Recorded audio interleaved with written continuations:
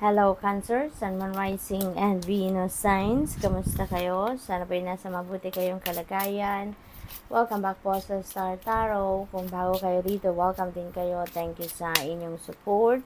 I truly appreciate it. God bless you all. So, paunang mensahe ninyo, we have mature woman. Maaring you will have dealings with a mature woman sa ngayon. It could be anyone sa buhay ninyo, maaring kamag-anak ninyo to, lola ninyo, auntie ninyo, nanay ninyo, posible din na ninyo to, boss ninyo, no, katrabaho, possible na ganun. And you are going to deal with her at this time. So, congratulations din dyan. Kasi feeling ko, feeling ko related din ito sa trabaho for some of you. Maaring, ang pumapasok na mensahe is interview. Maaring isa siyang boss at mai-interview kayo for promotion siguro or for new job, no? So, congrats to that. We have 27, unexpected income. Yan, so may racket siguro kayo ngayon, Cancer, or siguro merong magha-hire sa inyo dito for your service, kung ano man ang expertise ninyo. At yan, hindi yung kaparte ng normal ninyong trabaho or yung regular job ninyo. So, this is magandang pagkakataon sa inyo na magkaroon kayo ng additional income. Pero mag-iingat din kayo, no? Mag-iingat din kayo kasi maaring merong mga low vibration people around you na alam mo yon nagbabalak na nakawan kayo or lokohin kayo, ma-scam kayo, isabotage kayo. So, mga along those lines, ang maaaring balak ng taong ito, kaya siguro nagmamatsyag lang ito. Kaya mag-ingat kayo, no? Cancer, mag-ingat kayo. Always pray for your safety at saka be cautious sa mga nakakausap ninyo. Be cautious, no? Mapagmatsyag kayo. Be vigilant doon sa mga taong nakakasalamuhan ninyo. And be aware na mag-ingat kayo doon sa mga impormasyon na sinishare ninyo with those people, okay? What else? We have number 34, occupation. So, most likely talaga si mature woman ay katrabaho ninyo. Maaaring siya ay boss ninyo talaga, no? So, posibleng ganon. Or maaaring siya yung magiging boss ninyo, or possibly na kayo ay nag-a-apply talaga ng trabaho at mai-interview kayo, ma-hire kayo ng mature woman na ito, no? So, good luck to that. We have 25, high honor. Napakaganda rin ito for some of you. Siguro yung unexpected income na to could be pera din na galing sa trabaho ninyo. Pero siguro bonus or financial reward ito sa inyo for the job well done na ginawa ninyo recently or in the past, no? So, congratulations to that. Maaari din na may promotion ng iba sa inyo dito na matatanggap, So, congrats. We have 20, house. Mag-iingat kayo sa mga bahay, no? Sa bahay ninyo. You never know, baka yung manloloko, yung scammer na yan ay kasama ninyo sa bahay. Depende sa setup sa bahay, depende sa kung sino yung kasama sa bahay. Ninyo maaaring ganon, Or this could be a warning, na make sure na yung bahay ninyo ay always secured, always nakalock yung mga pinto, yung mga alarm system ninyo, make sure that it's always on, it's always working, mga CCTV, something like that, okay? So, mag-iingat kayo. We have journey, meron biyahe si Cancer, maaaring kayo ay aalis, pupunta sa ibang bansa, maaaring yung biyaheng ito is relocation, maaaring yung biyahe na to is related to changing the place of residence, or maaaring yung biyahe na ito is may bibisitahin lang kayong kapamilya, posibleng ganon. It could be related to work as well, pero parang kung saan kayo dito pupunta, Cancer, marami kayong bit-bit dito, maraming bit-bit si Kuya, kaya maaaring siya ay magtatagal, no? Maaaring kayo ay magtatagal sa kung saan kayo pupunta, or kung ano man ang sadya ninyo, maybe you're going to stay there for quite some time, no? Kaya maraming bit-bit. What else? Napakaganda. There is sudden wealth. Tapos meron tayong unexpected income, 'di ba? So, maraming pera ang dadating sa inyo sa ngayon, Cancer, which is really beautiful. Maaaring yung sudden wealth na to, hindi ninyo ito sukat akalain na perang dadating. Hindi ninyo ito inaasahan, kaya there is a gulat factor, surprise factor ito sa inyo. Maaaring ito ay panalo, no? Sa mga game of chance. Maaari din na ito ay regalo sa inyo, malaking pera, pamana, mga ganon, no? It could come from different sources, but definitely windfall ito, hindi ninyo ito inaasahan. We have synchronicity dito, so I suggest po, please look up for the meaning of master number 11 and angel number 777 for more guidance po. Okay? So, good luck, and that's all I have for you for today. Thank you for watching. Love and light. Namaste. Hello, Scorpio, Sun, Moon, Rising, and Venus signs. Kamusta kayo? Sana po nasa mabuti kayong kalagayan. Welcome back po sa Star Tarot. Kung bago kayo rito, welcome din kayo. Thank you sa inyong support. I truly appreciate it. God bless you all. Una mensahe ni Scorpio ay journey. Scorpio, meron kayong biyahe siguro, Maaaring pupunta kayo sa isang lugar na magtatagal kayo doon, or probably yung travel time ninyo ang matagal, no? So, siguro, ganun kalayo yung pupuntahan ninyo. For whatever reason, it could be for different reasons, no? Depende sa inyong sitwasyon. Maaaring magmamigrate na kayo dito sa ibang bansa. Maaaring magra-relocate na kayo. Maaari din na meron kayong job opportunity sa ibang lugar at kailangan ninyo na mag-relocate. Possibly din na bisita ito, no? Marami lang kayong dalang pasalubong siguro, magbibisita kayo sa pamilya.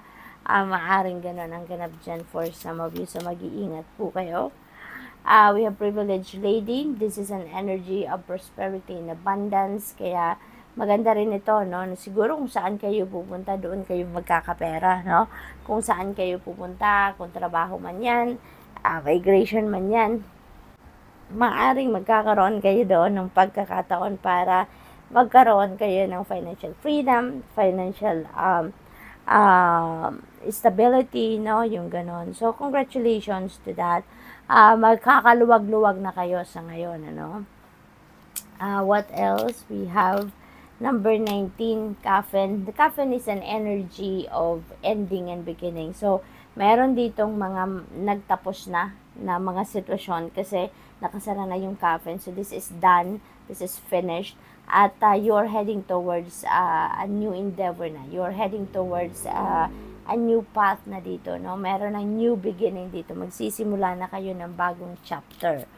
What else? We have number 22, official person. Maaaring mapopromote kayo into a position of authority, or probably mapopromote kayo dito to be a supervisor or manager siguro, no? At mara-reassign kayo somewhere. Kaya meron din tayong journey energy. So, possible then na you are going to be dealing with an official person at this time. Maaaring meron kayong mga transactions with this kind of person.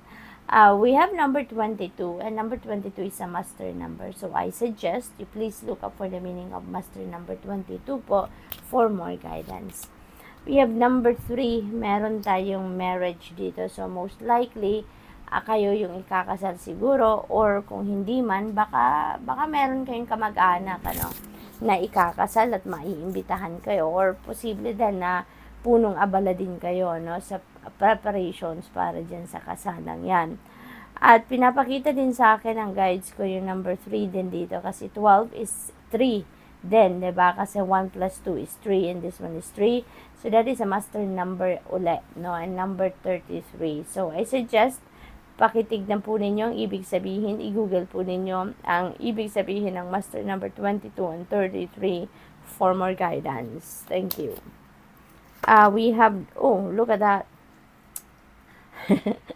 So, ito, at number 33, ito din number 33 din. So, talagang maybe number 33 or number 3 is, is a very significant number para sa karamihan sa inyo, Scorpio. We have master number 33 again. So, pagtignan po, apat na to, no? Apat na 3.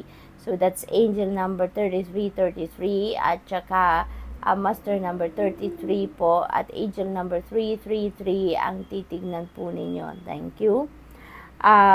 Concern, meron kayong iniisip, no? Meron kayong problema siguro, meron kayong mga bagay na ipinag-aalala, maaring related yan dito sa marriage, no? Maaring related sa pera din, kasi meron tayong prosperity and abundance energy dyan.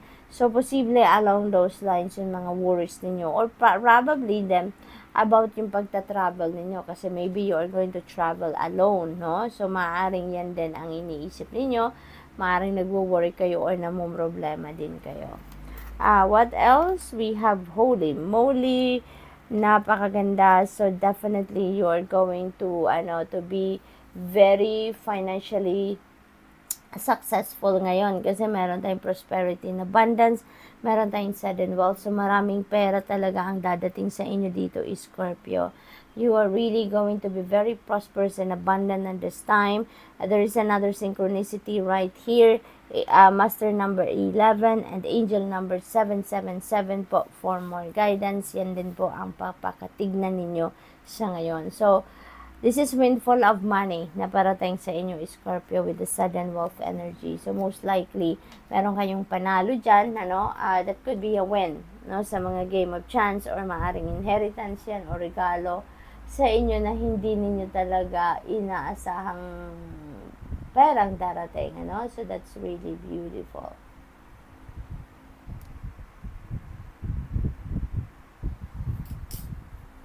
So, tignan natin. Ayan, nagpa-iwan. We have number 24. Mag-iingat kayo. Okay?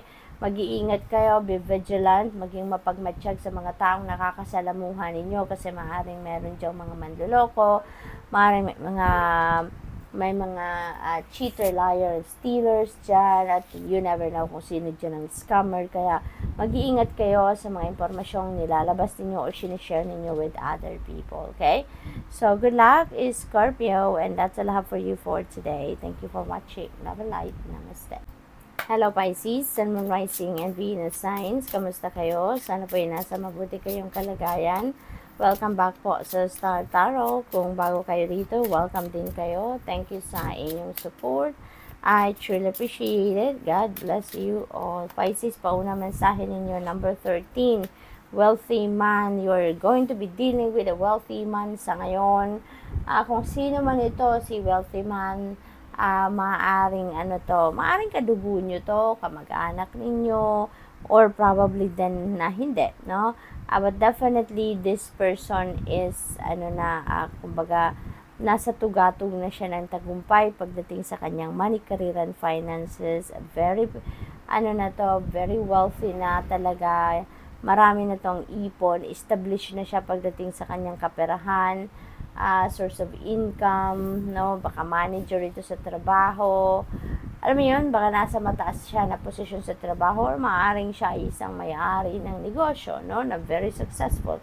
Possibly then, na ganon. But you're definitely going to deal with this kind of person sa ngayon. Maaaring siya magbibigay sa inyo ng offer. Maaaring siya yung magbibigay sa inyo ng pagkakataon na makalabas ng bansa. Maaaring kayo ay magbabiyahe sa ibang bansa for whatever reason. Maaring isa din siyang sa trabaho, boss sa trabaho, at maaring siya din yung magbibigay sa inyo ng opportunity para makapang-ibang bansa, no? Maaring nag-a-apply din kayo ng trabaho sa ibang bansa, probably ganun din ang ganap. So, ang iba sa inyo dito is going to travel, no? Travel abroad siguro. Privileged lady, beautiful. This is an energy of prosperity and abundance. So, definitely, kung sino man to, si wealthy man din, siguro this person is definitely prosperous and abundant. At maaari din na magbibigay siya ng opportunity sa iyo para maging kagaya kanya, no? Na maging prosperous and abundant din kayo pagdating sa kapirahang aspeto, no? So, yun ang hatid na energy ni privileged lady, no? Magkakaroon din kayo dito ng opportunities para yumaman din, magkaroon ng magandang trabaho, establish na trabaho, something like that. We have number 25, high honor. Ayan. So, this is really beautiful energy din, Pisces. High honor is, siguro, tawag dito, promotion ang may bibigay sa inyo dito. Maaari din na may pay raise. Maaari din na magkakaroon kayo dito ng financial reward for the job well done, ano. Mararecognize dito, no, kasi yung inyong trabaho. Mararecognize din kayo dito, kaya marami nang makakakilala sa inyo dahil sa galing ng trabaho na ginawa ninyo in the past. We have number 2, main female. Posibleng kayo to or baka you're going to be dealing with a female din sa ngayon. We have 7, message. Ayan. Meron kayong matatanggap na sulat siguro, or any correspondence, email, tawag, text messages, PM, DM, along those lines. So, depende sa inyong sitwasyon, baka yung mensaheng ito is related dito kay main female, or about doon sa pag-abroad din yung pagbabiyahe, or it could be, coming from this main female energy.